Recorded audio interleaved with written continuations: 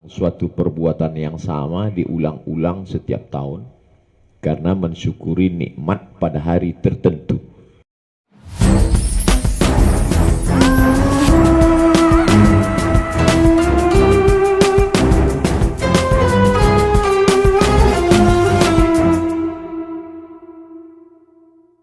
Kami Pak Tritamtomo menyampaikan akan ada yang luar biasa didatangkan ke kami. Ini di luar kemampuan kami. Kami tidak mengira kalau ada Kiai Kondang yang dikenal di seluruh Indonesia dan mungkin juga di Asia, Bapak Kiai Haji Abdul Somad, yang memang dalam keseharian beliau akan memberikan ceramah pada semua umat Islam di Indonesia. Dan untuk ini kami berikan kesempatan, kami tidak menunggu kakak kami dulu Pak, karena nanti takut dur. Kami berikan kesempatan pada Bapak Kiai Haji Abdul Somad untuk memberikan tausiah pada kita sekalian. Demikian kami serahkan waktu dan tempat pada beliau. Billahi taufiq wal hidayah. Wassalamualaikum warahmatullahi wabarakatuh.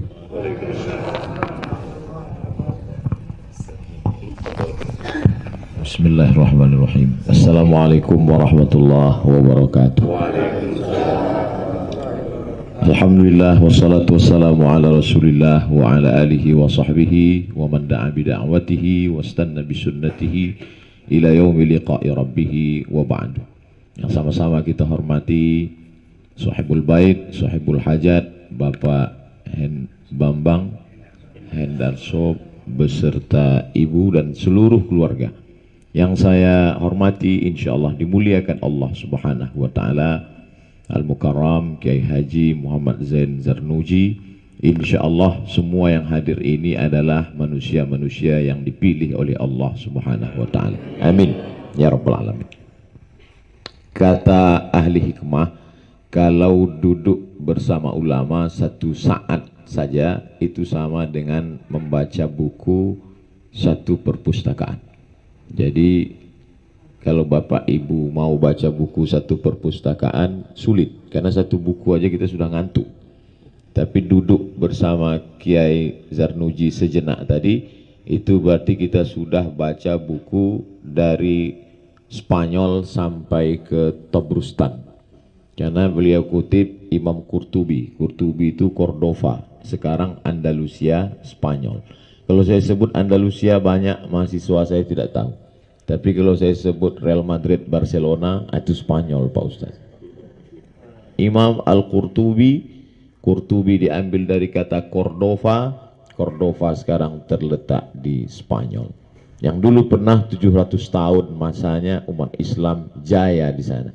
Tapi kemudian hari berganti, musim berubah, karena Islam tidak diwariskan di tengah keluarga, akhirnya hilang. Jadi apa yang hari ini saya lihat di depan mata saya adalah salah satu cara supaya anak cucu kita dapat mewarisi Islam nenek moyangnya, tidak hanya darahnya, biologisnya, tapi juga ilmunya. Maka apa yang dilakukan oleh Bapak Ibu pada hari ulang tahun pernikahan dengan pengajian, sebenarnya ingin mengajak supaya anak cucunya juga di masa depan melakukan hal yang sama, insya Allah. Amin ya rabbal alamin. Karena anak cucu kita mengikut apa yang kita lakukan. Kalau kita lakukan hari ini mengaji, diundang ustadz, ada solawatan, insya Allah mereka akan meniru itu.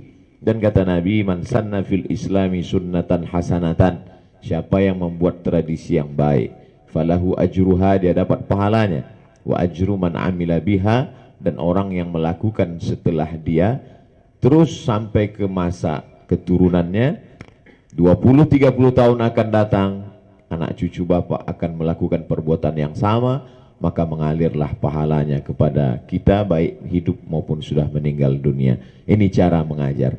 Cuman bedanya kiai mungkin mengajar dengan kitab, ustadz berceramah, khutbah, tapi Bapak dengan membuat action langsung, maka ini akan ditiru oleh anak cucu di masa akan datang.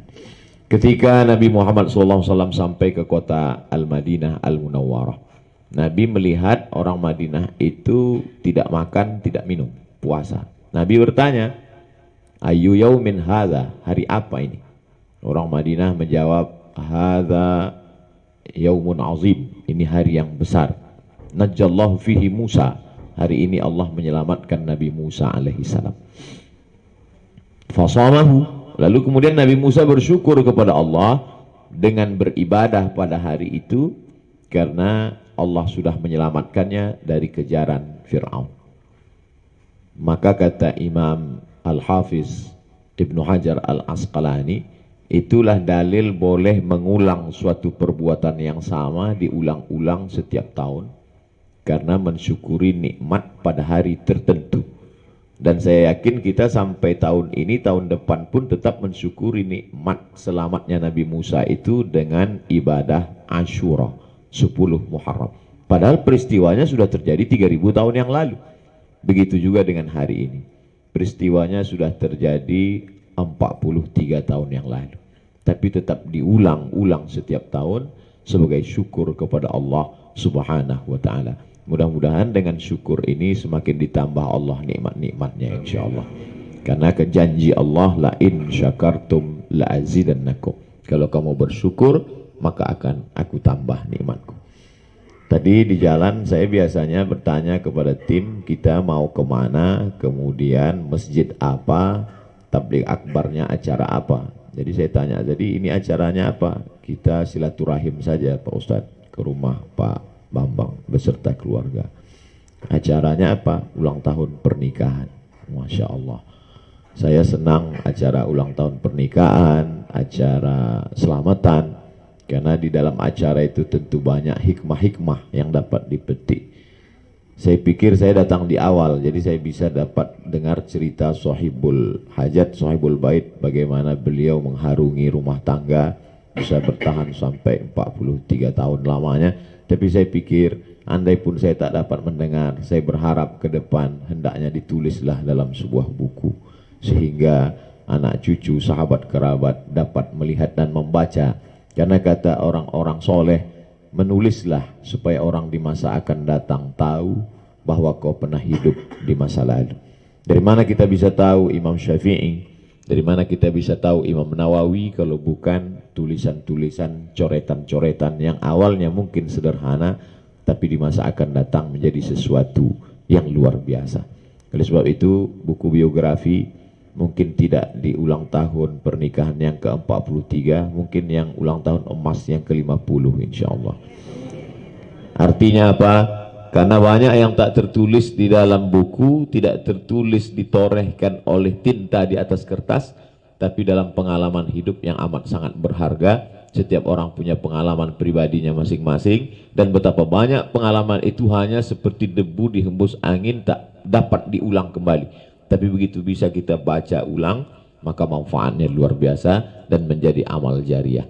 Kalau Nabi pernah berkata, manusia mati dalam Sahih Muslim, idza matal insan, kalau dia sudah mati meninggal dunia habis amalnya, tapi ada di antara yang tetap mengalir, ilmun yuntafa'u bih, ilmu yang bermanfaat.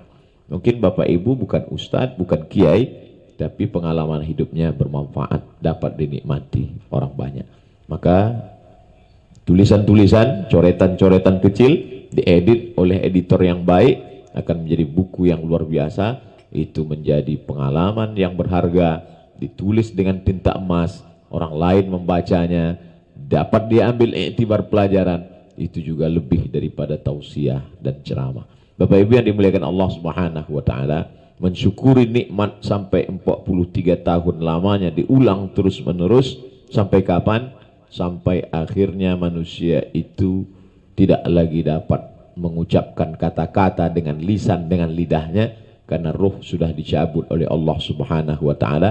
Tapi ruh tidak disebut mati, karena dia hidup ketika di alam arwah, hidup ketika di alam rahim, hidup lagi ketika di alam dunia, hidup juga lagi ketika di alam kubur, alam barzakh, dan akhirnya pun dia hidup juga di surga bersama Nabi Muhammad sallallahu alaihi wasallam.